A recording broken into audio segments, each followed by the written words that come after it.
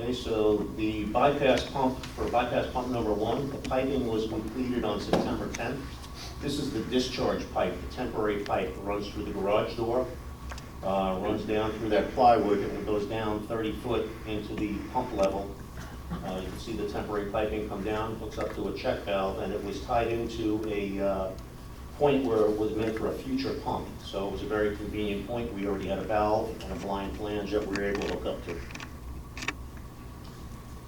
Bypass pump 1 became operational on Saturday, September 11th. This pump is capable of moving 8 to 10 million gallons of water a day. And both bypass pumps were operational on September 15th, and together they're capable of moving somewhere between 50 and 20 million gallons a day. Northeast Remsco went to work right away, opening all the electrical components and starting to dry things out, and removing major equipment for repair began on September 7th. And we're scheduled to have at least one of the main pumps back online by the end of this week. Everything's still on track for that to happen.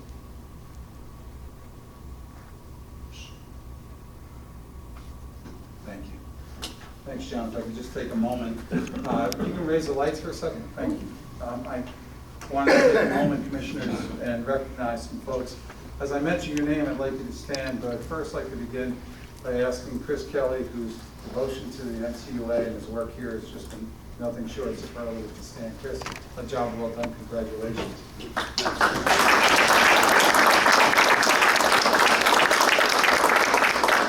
Chris, I'm going to put you on the spot for a minute. Great. The folk, I know you love that, we didn't plan it either. Yeah, terrific.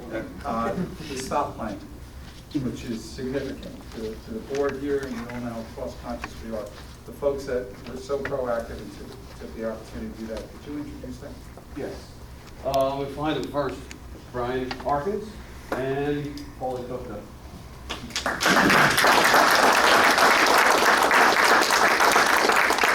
guys can remain standing just for a moment. I want to go ahead and share the names. As I mention your name, not everyone is here. I would just ask you to stand. We want to recognize you individually. The work here, the visualization that you see, and we have a little more for you, is one thing. To witness it and to watch the dedication of people that spent multiple hours, gave up significant amount of time to make sure that this facility could respond and be placed in the position it's in, that we have bypass pumps ready, that we have a rain event tonight that we don't fear, is significant, and I think shows your dedication to the MCUA. So it's my honor to recognize these folks and mention their names out loud. And again, when I say your name, please rise. Ken Kristenwick, Brian Jakowski, Dean Rossi, Bill Bergnoli, John Dowd, from maintenance, Pat Connor, Ken, is it Smetana? Ken's here? No? You didn't want to hear me butcher that. Lenny Iarosa and Dave DeMarco from electrical. From maintenance, Ron Bergshot, Ken Paternosta, Greg Bolger from electrical, Barry Brilliant, Mike Benitez, Gervolino. Man, I practiced this too. So I'm sorry about that. Christian Gant, Ryan Shrika. The maintenance guys were mentioned, Paul and Brian, again, thank you. And as well as Steve Setlowski and Mike DeJoy. Would you, Commissioners, join me and the members here in a significant and a round of applause and a grateful appreciation for the work.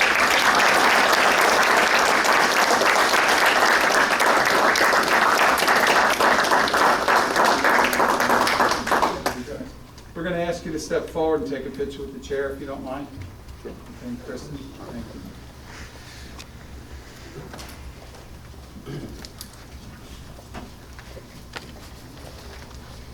Christian, model those jeans, man. Don't be shy. Snake bit. That's it. It's right there. First with his mask, it looked like such. Super. Thank you. 1, 2, 3.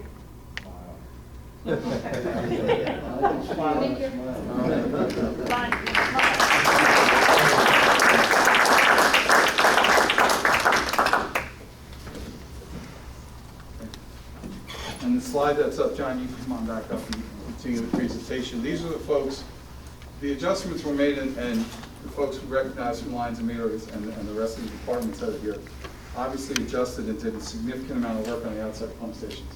But the numbers that were mentioned are staggering. 432, if it not the highest, certainly one of the highest MGDs ever recorded here. And the names that are here took dedication and took effort and adjusted accordingly. And I need to emphasize this, made decisions on the spot in terms of what adjustments to make, pumps on, all sorts of things that Lisa can talk more eloquently than I ever will about, that helped this facility get through a particularly challenging time, in my view, with nearly flying colors. So I wanted to take a moment and recognize these folks as well. I know many of them are not in the room, but would you please join me in a round of applause for them?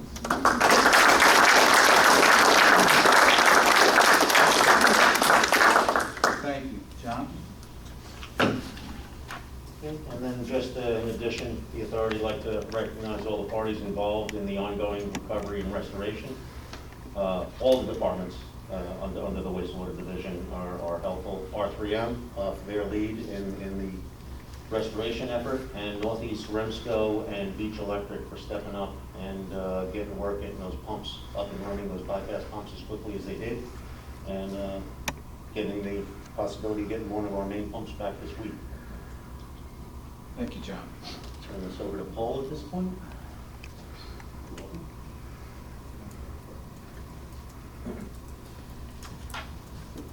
Good afternoon, everybody. We also wanted to touch base on the landfill response to Tropical Storm Ida, and also to some of the just very difficult water conditions, rain conditions we had this month. So rainfall totals.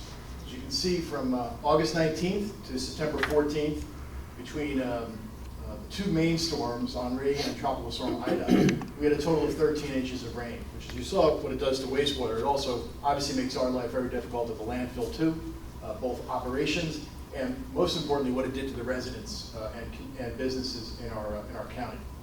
We did take storm preparations and got ready for the storms as best as possible. Unfortunately, it's becoming sort of like an everyday occurrence lately. The biggest thing to remember, commissioners, is that the landfill remained open, and as you'll see, we also did extended hours for numerous days over the course of the month of September. The picture you see to the left, the contact stormwater basin, is a 5.5 acre basin that we built, I guess about 8-9 years ago. It's about 8 feet deep. This is the day right after the storm. This is Thursday morning. To give you an idea, it's 5.5 acres, 8 feet deep. I'll show you where some of that water went to. It's a lot of water in a very short period of time, as you can see, 6.8 inches in 7 hours from the Tropical Storm Ida. Communications. We're like daily customer-driven business, as Brian Murray will always remind me. If you don't get the word out to your customers, both towns and the private sector, you're dead. And our job is to provide a place for people to bring their waste, and we have to do that. So it's one thing to keep yourself operational and up and getting ready for people, but you also have to do the public outreach as necessary. And it's not always easy, and it's not always like straightforward. So we incorporated social media, we incorporated our website to show our extended hours to make sure everybody knew we were open, in addition to customer email blasts, press release, and also scale posting and handouts to the drivers. We wanted to get the word out as far and up and down the chain as we could, and obviously handing it out to a driver when they come in during the course of the day, letting them know the hours tomorrow, letting them know the hours the coming weekend is important and critical. We began to do our extended hours on Friday, September 2nd. For the first time that I can recall, we actually opened on a holiday. It's a federal holiday, Labor Day. We're closed normally, but we opened for 5 hours because, again, our customers and municipalities really needed a place to go, really needed a place to be able to bring the waste. We operated with extended hours for 17 days during the month of September. The extended hours, for the most part, means that the landfill remained open until 5 o'clock instead of our regular closing time at 3 o'clock. To put it into perspective, and most of the commissioners, if you've been on the board for a few years, know, when we close at 5 o'clock, that just means the last truck comes through at 5 o'clock. We can't close the landfill for sometimes upwards of another 2 hours by the time all the waste is covered and we clean up for the day. And again, we open at 7 a.m., so that's a big commitment, and you don't just switch a button on at 7 a.m. People are there at 6 and 5:30, prepping machines, getting up to the work face, getting into the scale, so it's a long day. The increase that we saw was very, very significant with those extended hours. You see a normal average weekday, we see about 250 trucks a day. That's midweek. On a Monday, we could see a few more than that, but that's a normal average truck count. As you see, the average number of trucks from September 3rd to September 23rd was 394. So you do the math, but it's obviously a roughly 60% increase. It's a significant increase in our trucks. And again, I want to bear out that that's garbage trucks. So we'll call it 400 garbage trucks. There's dirt trucks coming in. There's contractor trucks coming in. There's landfill gas system truck contractors coming in. There's all kinds of people up on the landfill. It's a very tight environment. The work face is very tight. So it's so important to get these trucks in and out quickly, but also, most importantly, safely. And I can tell you that's a very, very difficult thing to do. And I'll acknowledge Brian and Mark in a moment, but the ability to get that many trucks in and out in a really urgent situation is key. And we're real proud of what they did. So just to put a finer point on that, there was one day where we took 440 trucks in. Again, just kind of underscoring how difficult the situation was and the amount of trucks. But all you remember, this storm was kind of interesting as it hit different towns, but Sandy is all still fresh in our minds too. If you have damage in your house and you have to put something out front, boy, if it sits there for more than the normal amount of time and everybody understands it's an emergency, it's hard. It makes putting your life back together that much harder. So we just felt it was important to make sure that we were open so that towns and residents could get things moved off the lawn, moved off their front porch, to at least begin to put their lives back together. We'd like to thank everybody. Everybody from our heavy equipment operators, our inspectors, our scale operators, our utility staff, the office staff. These are the people who put the time in and again got the trucks in and got the trucks out. Here in the audience, and I'm not sure if I can go to are we done? We are done. If we can put the lights on for a second, thanks. I would like to acknowledge, my mask on, I'd like to acknowledge two of our leaders who are here today. Brian Murray, most of you know Brian, General Superintendent of Landfill, who's been with us, Brian, 30 plus? 32 years. Mark Mataskevich, who's the Operations Superintendent. And just a big thank you to them, and they'll tell you, getting guys to show up, our guys, is not that hard when it comes to this kind of work. They know they have to show up. They know what we're there for. We do it in snow, we do it in rain, but in these kind of situations, we really pulled everybody together. And I thank you guys, I'm sure, on behalf of the board and Joe.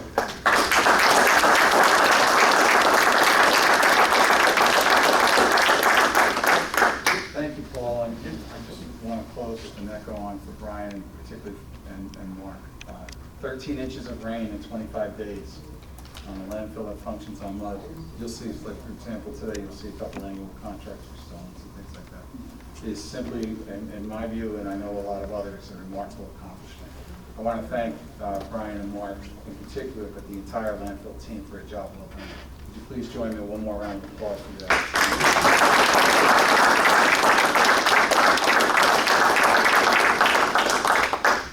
Thank you, Chairman. If it's all right, maybe we could just take a moment, like the folks that maybe aren't so interested in the audit.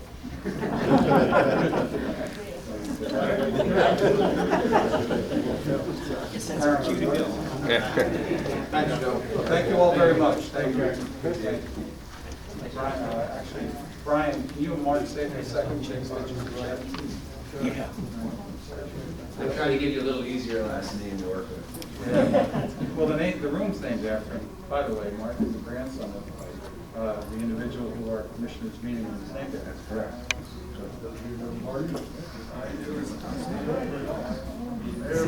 This isn't awkward at all, no. Good to see you.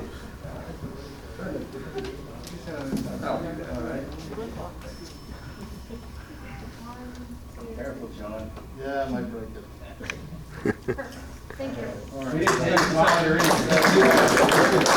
Thank you.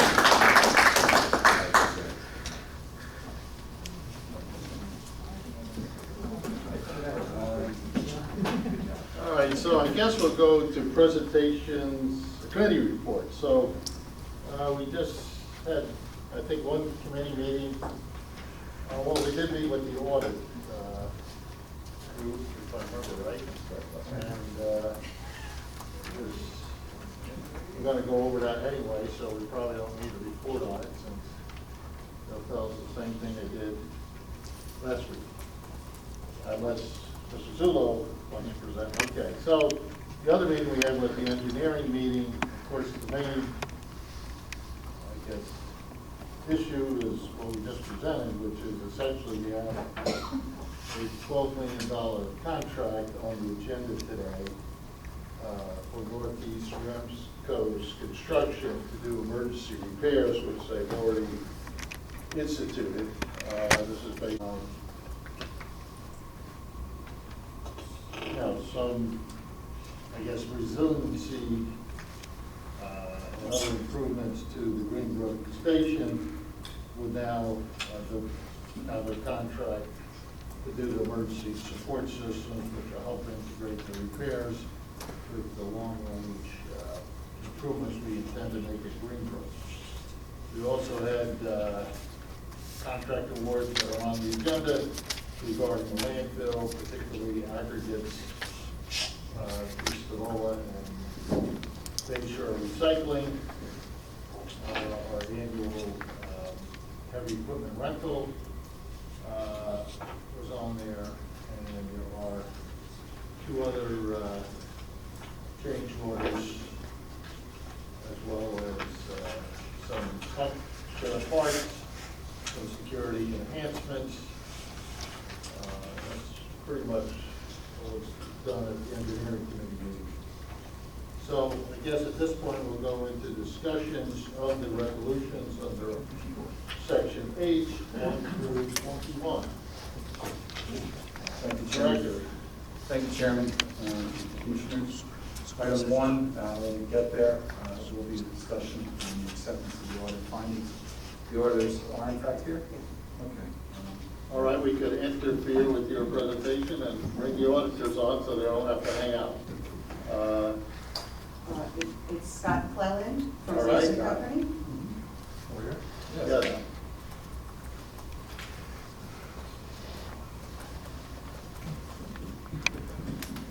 Good afternoon, everyone. I apologize for being late. I actually thought it was online, and so I rushed down here to get here in time for the meeting, so I do apologize for being a little bit late. I do want to thank you for giving me the opportunity to be here today to present the results of the audit. Last week, the manager and I met with the Finance Committee and Joe to go over the preliminary results. And I'm here today just to give you a high-level overview and then open it up for any questions that you may have.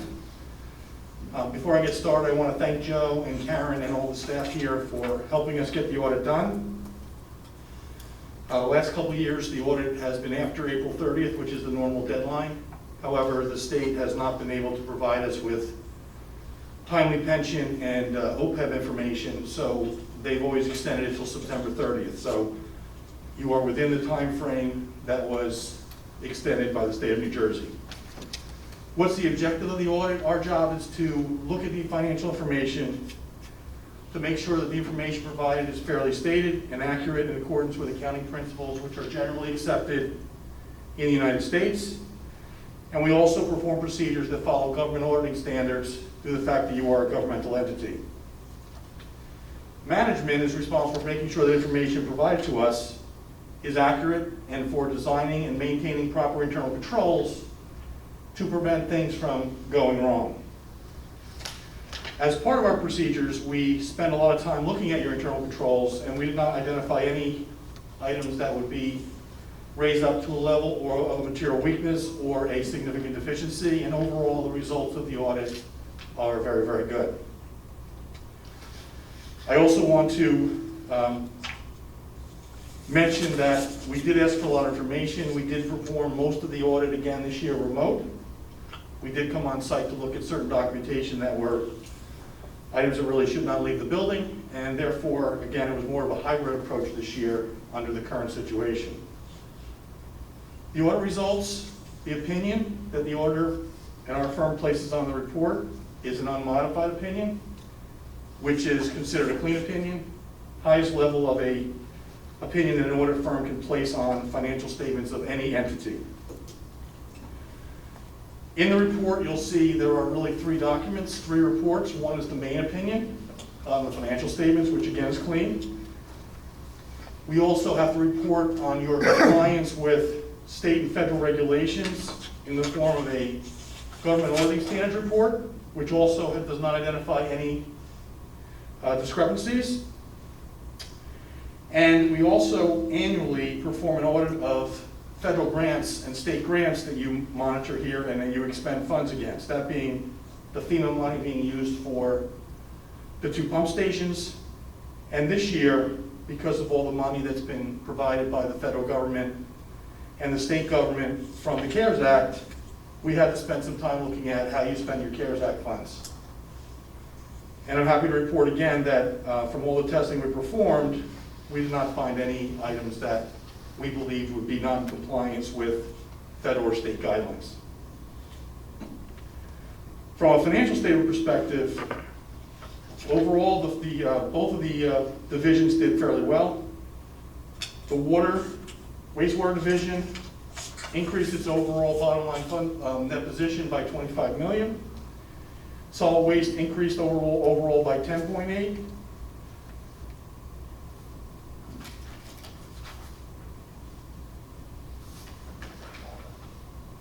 So again, from looking at the financial statements and performing the audit, both had pretty good years considering everything we've gone through.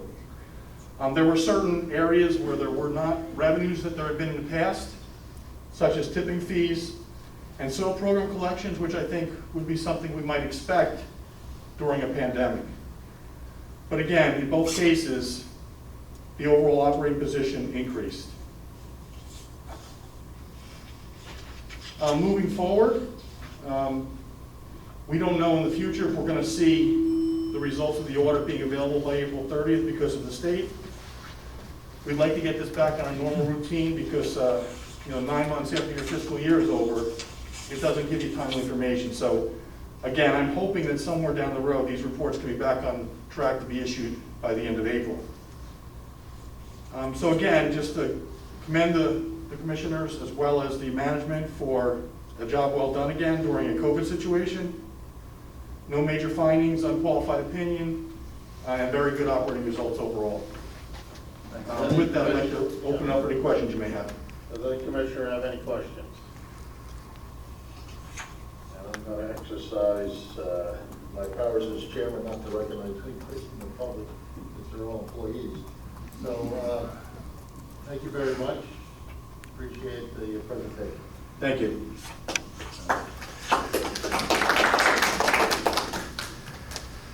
So, we're going to go back to the discussion of the resolution, Mr. Director. Thank you, and thank you, Chairman, for that.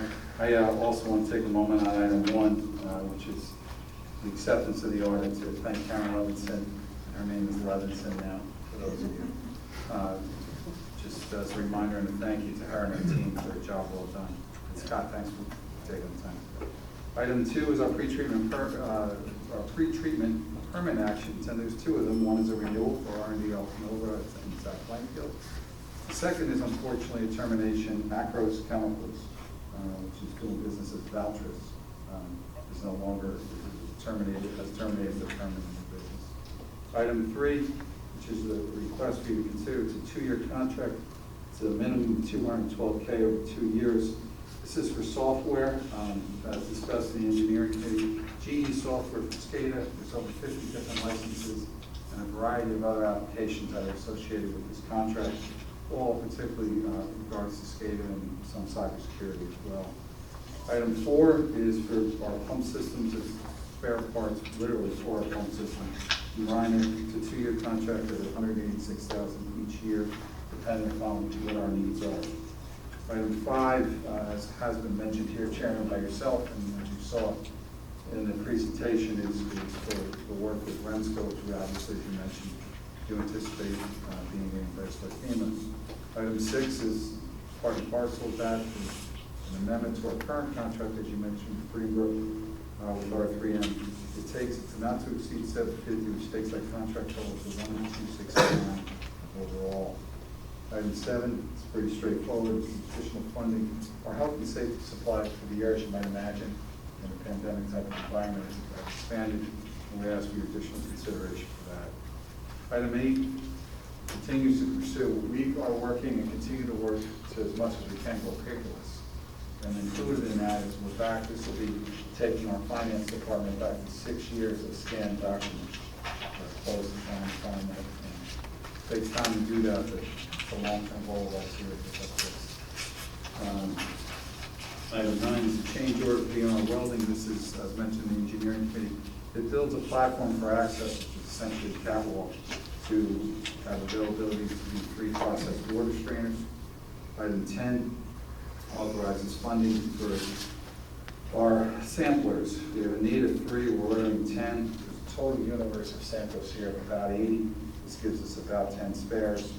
The samplers themselves have a shelf life anywhere from 5 to 7 years, depending upon usage, parts, and the rest. And we do cannibalize these when they go bad for usage of spare parts as well. Item 11 is for our thermal fluid heater burner systems, and to install those is no cost, time extension. Item 12, again mentioned in the engineering committee, is for the maintenance support for the PLCs, variable prices, and the MCCs, which are the motor control centers. This is a 2-year contract. The base of the contract is $185. You see a total number there, which is itemized. That brings us out to $842. Mechanically, we have no anticipation of reaching anything close to that number. Item 13 is for landscaping supplies, things sold from the rest. For our snow plowing. Item 14, as mentioned in the engineering committee, is a discussion to continue. We've got some investments to make in our ILR, essentially to repair some internal piping and some other things, and we've agreed with the proprietor to do a not to exceed $50,000, and we think that's beneficial for us. Item 15 is, item 1 is the annualized cover material, as Paul just showed us in the presentation. Cover material, as you know, goes at the end of the day, has certain requirements. And items 1 and 3. Item 1 is the cover material. Item 3 is 3 different sizes of stone. And as you've seen in the presentation, how important stone is to us for effective disposal of the trucks. Items 2 and 4 are alternate cover, and then one other item in stone as well. Those are all awarded to the lowest bidder, as you can see, Stavola Bay Shore as well. Item 16 is it's an annual standby contract with Barbella. It's a 2-year contract. Allows us to utilize Barbella services in short-term windows when we need them. Item 17 is for our Tier 1 agreements with municipalities. Item 18, Tier 1 with private haulers. Item 19, private haulers and solid waste. These you'll see, you saw them last month, you'll see them next month as well as we finish up these contracts. Item 20 is our shared services agreement. We are purchasing our solar array, the ones that are on campus currently, from P3. We intend to do that closure. This allows us to do the paperwork and continue the shared service agreement to supply power to the fire department. Same rates. Item 21, our final item, is an agreement that allows Gable to negotiate a non-tariff gas supply service. Any questions? I'm sorry. Well, if the commissioners have any questions, if not, it goes to the public, and I would be terribly surprised if there's a question, but go ahead. Yes, may I approach? Sure. Okay.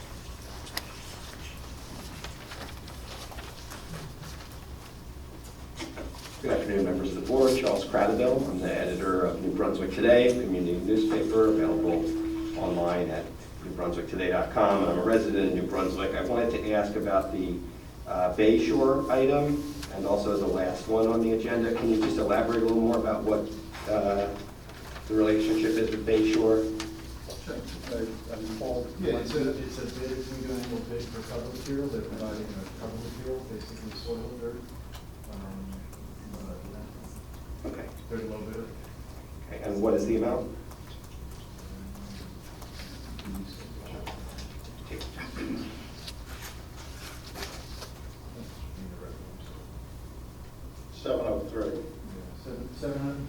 $2,750. That's for alternate cover, and it's also for some recycled stuff. Not to exceed amount based on quantities. You may not use it all.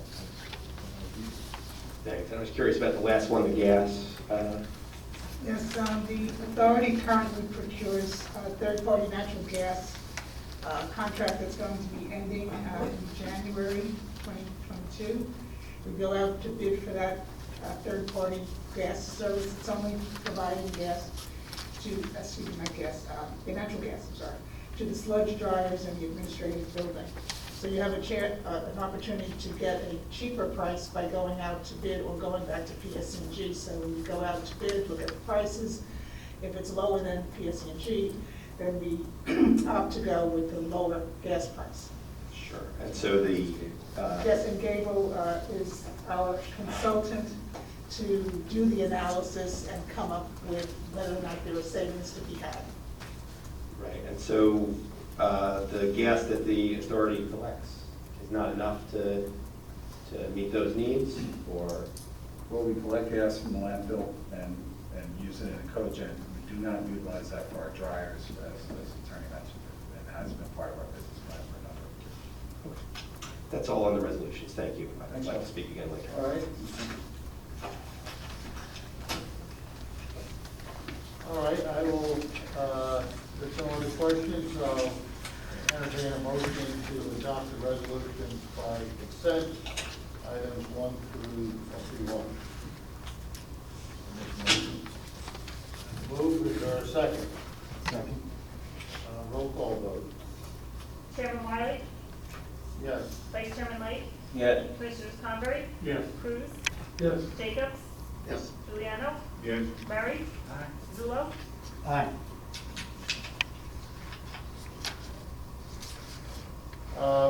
Next, we have approval of the bills for solid waste and wastewater. And I would entertain a motion to approve payment of those bills. Is there a second? Second. Roll call vote. Chairman Wiley, Yes. Vice Chairman Light, Yes. Commissioners Convery, Yes. Cruz, Yes. Jacobs, Yes. Juliano, Yes. Murray, Aye. Zullo, Yes. Before public comments on general issues, we do have a monthly executive session. Leslie, do you want to make an announcement regarding that? For the executive session. Your There is contract, I to go into the executive session to discuss contracts dealing with upcoming projects of the commission, of the board. All right, next is public comments of general issues of interest to the MCUA. Does anybody have any questions or comments?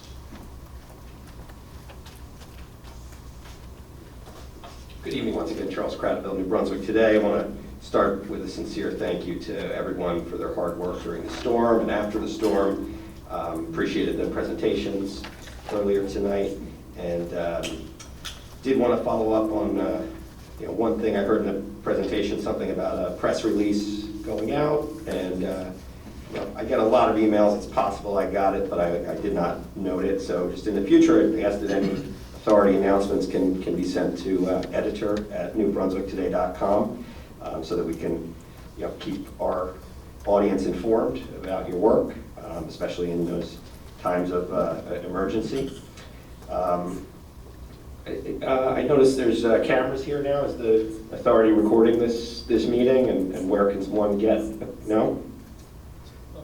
We're recording. Okay. Recording the audio, correct? Audio only, yes. Okay. Is there a reason you're not using the video? The camera's meant for conference calls. Okay. But those recordings, are they shared with the public on your website, or does one have to request them? They're on the web. Okay, great. Thank you very much for that. I know there used to be a big map of the sewer system here in this room. I notice it's not here. I had some questions about the system in Somerset County and pending vote on sewer privatization in Bound Brook. Can you clarify what the relationship is with the MCUA and Bound Brook, and whether the board has a position on that proposed privatization deal. Talking about the referendum in Boundbrook that's on the ballot for November. Yes, sir. It hasn't, it's not part of the MCUA per se. And as a result, we haven't taken the reception, if you don't mind me answering. Oh, that'd be great. That's up to the citizens of Boundbrook, it's on their water system. Sure. And so what does the MCUA do for Boundbrook? Do you process their sewage? Yes. Yes, we do. Okay. Would the privatization have any impact on that relationship, or that? No, Mike, we've talked to those folks, we've looked at it, we don't have, frankly, from our operational standpoint, we don't have an impact, Charlie, one way or the other, because we can't. Thank you.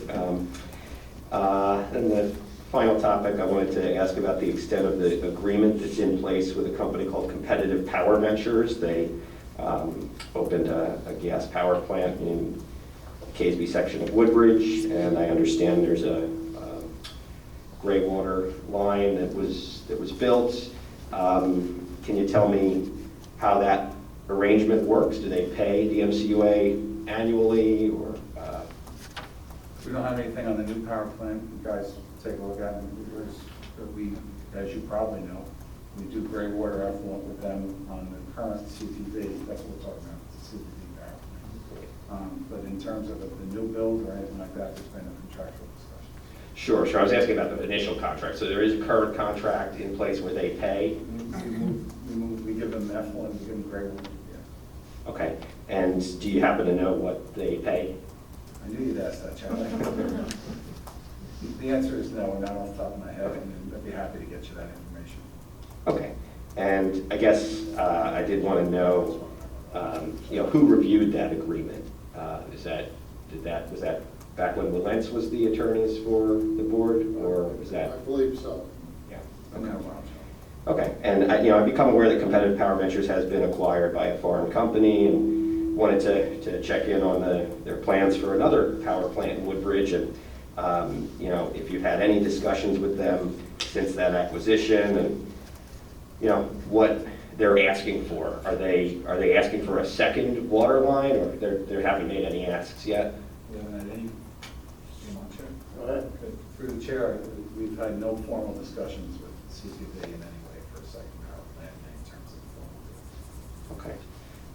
Well, thank you for answering my questions. I think you probably all know where I stand on the power plant. I think we don't need any more dirty gas power plants built, and certainly not in Middlesex County, certainly not along our beautiful Raritan River.